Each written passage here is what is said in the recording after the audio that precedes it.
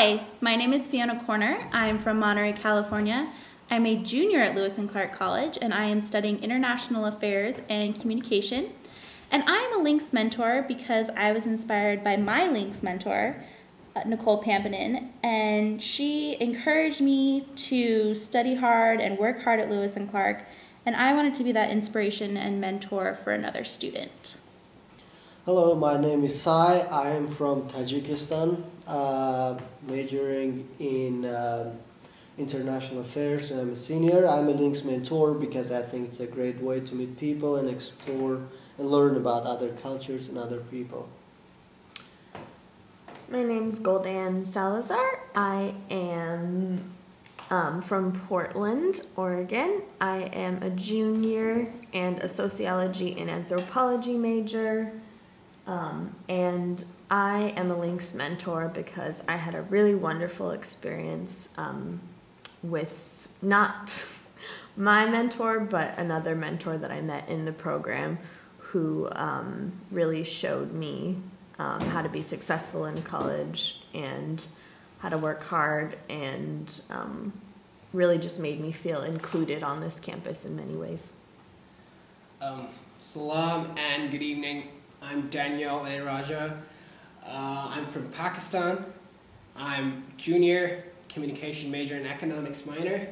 2 years back, I got this Lynx position to help our new students here at Lewis and Clark with their college issues, etc. So the point of this podcast is to share our experiences at the Q Center and with the trans-identified community. We want to better inform the Lewis and Clark community about the available resources at the Q Center that are there for them and the greater Portland community. This project started from our Lynx class this semester, and the idea was to identify the group with an experience, a culture, a community that they had not before had experiences with. The culture community that we were not readily, informed about was the LGBTQ identified community.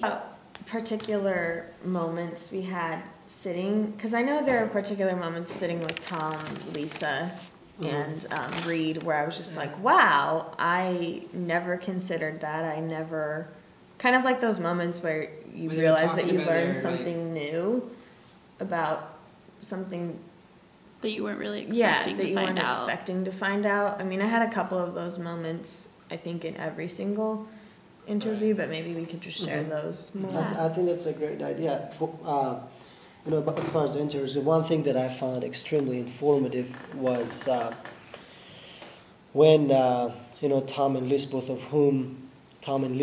both of whom identify as members of transgender community, they sat with us, and both of them described how difficult, especially Tom's transition from being or at least being a woman, or what he was considered to be, identifying or perceived as with the community, and then going through the transition after the surgery, and then the problems he had with removing of breasts and the scars that are left on his chest, which every time he mentioned that every time he looks at the mirror, it is painful at the same time. Right. Yeah. When he looks down, the fact that they are not there anymore is kind of relieving for him, which I thought was, really informative and very. I just was, I could see the difficulty of. It's such an emotionally traumatic, process that can you imagine grappling with that? Going back and forth and wondering about all these things that some people just never even have to think about. Some people are like, oh, I'm comfortable with myself. I'm comfortable with my own sex. But think about the difficulty after doing the surgery. That was, I assume, that 15 years after. That was I think he's so much surgery. No, before. He had his surgery in February, but started taking testosterone a year before. Yeah, but because so much of our society seems like so much of what we do and so much of our actions is around gender. Going to the things bathroom, going like, to the bathroom, we the way talked that we about that. communicate with each other, whether or not you make eye contact with, like, I mean, I know personally, like, I'm more fearful of making eye contact with males versus females, or just like all of those things that you're constantly, that have almost become habitual, I think. All of those things are like suddenly changed when you identify with a different gender, because you have to follow so many rules within that gender all of a sudden. It's so important when something like this, as serious as transforming your whole identity, it seems so important to have a place where you can continually go for support and continually feel like, for lack of a better word, like this place has your back in a lot of ways. And that's probably one of the best highlights, I think, of the Q Centers, that they really, really serve the public of Portland. I think we should wrap up this conversation by going around and maybe saying or discussing briefly what are the most memorable experience, our favorite experience, or, what we learned that is most significant to us, from before we started this project where we didn't really know anything. And now we're a little bit more educated on the topic itself. So, Gul'dan, do you want to start? Maybe tell us. Okay, well, I'll start. Yeah, go ahead. Okay, so I mean, as a person who thought that I knew something about the LGBTQ identified community, there was a French teacher at my high school who identifies as gay and had a partner that took all of our senior photos. I thought I knew something about the community. So it was interesting to go and sort of be hit with that fact that you don't really know anything. So it was really cool for me to be kind of immersed with the three individuals that we did talk with and hear really personal experiences. I think really the only way to understand something is to really be personally informed about it. So to hear about Lisa's not being accepted by her family, and Tom going through transition, and Reed going through transition, and now counseling people that are in transition, was sort of a really touching and probably the most significant experience that I had. Yeah, same as I mean, since I grew up in a different culture, and my culture, well, we do have LGBTQ community there, but it's not that open. They're not like out of closet right now, and they're not accepted by the community, or by our middle class.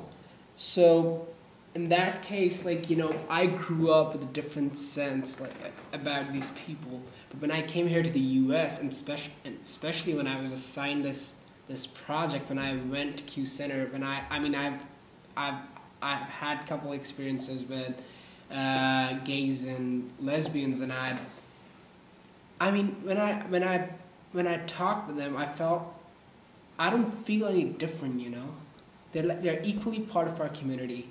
And even if I'm here in the U.S., even if I go back to Pakistan, if something like this kind of scenario comes up, I'm ready to take an action against those people who actually do not accept it, Yeah, I think there's something so, there's an element of, humanization when we have these personal discussions with these three people. I mean, you can go on the internet and read about what the definition of LGBTQ. You can decide based on your personal values whether or not it's something you agree with, but when you're faced with somebody who's overcome so much hardship in terms of just grappling with their identity, you realize, wow, this is a person too. And I don't know, I think for me that's what's been the most amazing thing, is realizing that I think that the equality among all of us in a lot of ways, whether or not, you support them or not, it's undeniable that it's a difficult journey, and it's a difficult transformation, and it's real, and it's really real, it's real experiences and it's real hardship that people have to go through, and I think we have to acknowledge that instead of discriminate against it and continue to act as if it doesn't happen when it's clear, it's in front of our faces that this community exists and this community is growing, and shouldn't be oppressed, or I don't know if that's the right word, but shouldn't continue to be discriminated against. For me, what it all boils down to is that this whole process have been very educational for me. Yeah. The thing that you, Golden, mentioned as far as the humanization goes, when you are faced with specific people and their specific experiences and the hardship that they go through, when we met with Tom and Lisa, it is completely different. When you meet and you're like, it's very hard, the whole process for them and what they go through just as a human being. For me, I hear everything they say, and I probably am not in a position to understand what exactly they go through, but I'm like, I acknowledge that. I see that, this is a very difficult topic. But given the fact that I did not grow up with any of these ideas, just the fact that they even exist, for me, even right now, it's still very difficult to see that, to basically understand the whole thing. I have not been exposed enough to, I think it's a process. The process that, the more you learn. For me, it's early stages, and this project itself, which, so far we have been dealing with it this fall semester, and, the interview we attended, the whole thing has been very informative. I learned a lot. But the thing is that I think that neither side, whether you are religious, whether you completely accept or deny it, or the other group, which is transgender community, LGBTQ, any of these communities, I think for them to do any action that is very provocative, that is likely to produce a scenario where the other side is going to take measures that is probably harmful, I don't think that's the right thing. I think for both sides, especially for the transgender community and LGBTQ community in general, I think for both sides, for me, like I would like to see a process that is focused more on the educational process of teaching people, and the places like Q Center. I think it's a great place because people can go. They can learn about it. They can know what it is and where. I think this has higher chance of gradually, at first, educating people and growing all the young, or at least the people who are growing the new generation, for them to have a better understanding of what all these issues are. Because for the older generation, it's a bit more difficult to understand, to accept, because they did not grow up with it. For me, I was not exposed to it, and it's a bit harder for me to see this whole thing than somebody who has, heard about it, talked about it since, they were, I don't know, at, elementary school or, from, So I think, the argument about religion, about values, these are the things that are very sensitive. I still think that, people are entitled to their values and beliefs, regardless of what they are.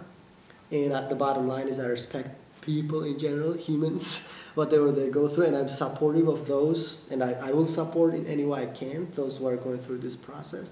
But I think that the education part should be emphasized a bit more so that people learn at a much younger age, so that it's part of their thinking, part of the culture, so they know what it is. Because it's so difficult to accept it once you don't know. You're like, it's completely out of what you can think of. So I think to sum up this podcast, again, this is Fiona and Gul'dan and Daniel and Sai, and this was our semester project for our Lewis and Clark Links class.